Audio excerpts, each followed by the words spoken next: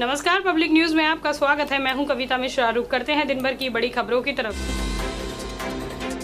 विदेशी pharma company Pfizer और Moderna ने दिल्ली सरकार को भी वैक्सीन देने से इनकार कर दिया है। दिल्ली के मुख्यमंत्री अरविंद केजरीवाल ने खुद इसकी जानकारी दी। उन्होंने कहा कि दोनों कंपनियों ने हमें सीधा वैक्सीन बेचने से मना कर दिया है। आपको बता दें कि इससे पहले मोडर्ना ने पंजाब सरकार को भी यही जवाब दिया था। कंपनी ने कहा था कि वह सीधे केंद्र सरकार को टीके देगी। पिछले 24 घंटों में देश में कोविड के 2,22,000 मामले रिपोर्ट किए गए हैं। 40 दिन के बाद ये अब तक के सबसे कम मामले दर्ज किए गए हैं। मुख्यमंत्री अरविंद केजरीवाल ने सोमवार को कहा कि उनकी सरकार ने चीन से 6,000 ऑक्सीजन सिलेंडरों का आयात किया है, जिन्हें 3 डिपो में रखा जाएगा और कोरोना वायरस की तीसरी लहर की स्थिति में उपयोग किया जाएगा। उत्तराखंड में कोविड-19 संक्रमण की रोकथाम के लिए राज्य सरकार ने प्रदेश में कोविड कर्फ्यू को आगामी 1 जून तक बढ़ाने का निर्णय लिया है। बाजार खुलने के समय को 7 से 10 बजे के बजाय सुबह 8 बजे से 11 बजे तक खोलने का निर्णय भी लिया गया है।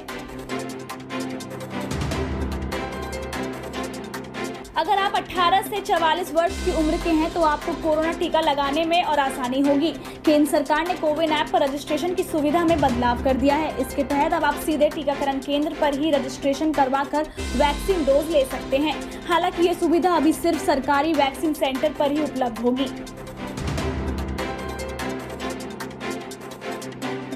कोरोना महामारी से लोग अभी उभर ही नहीं पाए थे कि ब्लैक और व्हाइट फंगस ने भी दस्तक दे दी। इस बीमारी से अब तक यूपी में कई लोगों की मौत हो चुकी है। ब्लैक और व्हाइट फंगस के बाद अब येलो फंगस की एंट्री ने डॉक्टरों की चिंता बढ़ा दी है। गाजियाबाद में येलो फंगस के एक मरीज में पुष्टि की गई है।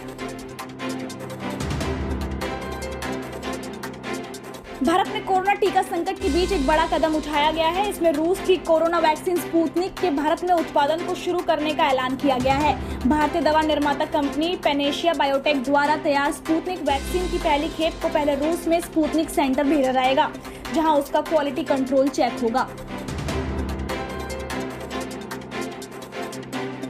हरियाणा सरकार ने बड़ा फैसला लिया है। हरियाणा में 1 लाख मरीजों को पतंजलि कंपनी की कोरोनिल दवा मुफ्त बांटी जाएगी। हरियाणा के गृह मंत्री अनिल विज ने ट्वीट कर इसकी जानकारी दी। उन्होंने लिखा कि हरियाणा में कोविड मरीजों के बीच 1 लाख पतंजलि की कोरोनिल किट मुफ्त बांटी जाएंगी। कोरोनिल का आधा खर्च पतंजलि ने और आधा हरियाणा सरकार के कोविड राहत कोष ने वहन किया है। केंद्रीय माध्यमिक शिक्षा बोर्ड की ओर से 15 जुलाई से 26 अगस्त तक 12वीं की बोर्ड परीक्षाएं आयोजित करने की उम्मीद है। सीबीएसई ने 15 जुलाई से 26 अगस्त के बीच परीक्षा आयोजित करने और सितंबर में परिणाम घोषित करने का प्रस्ताव रखा है। अंतिम फैसला 1 जून को होगा। सटीक डेटशीट भी 1 जून को या उसके बाद जारी की जाएगी। मौसम विभाग ने उत्तर प्रदेश के 27 जिलों में 24 से 28 मई के बीच तूफान की चेतावनी दी है। रविवार को इसके लिए संबंधित जिलों के लोगों को खुद भी अलर्ट रहने को कहा गया है। इसके साथ ही डीएम को जरूरी तैयारियां करने का निर्देश भी दिया गया है। बुलेटिन में फिलहाल इतना ही। देश और दुनिया की तमाम खबरों के लिए देखते रहें पब्लिक न्यूज।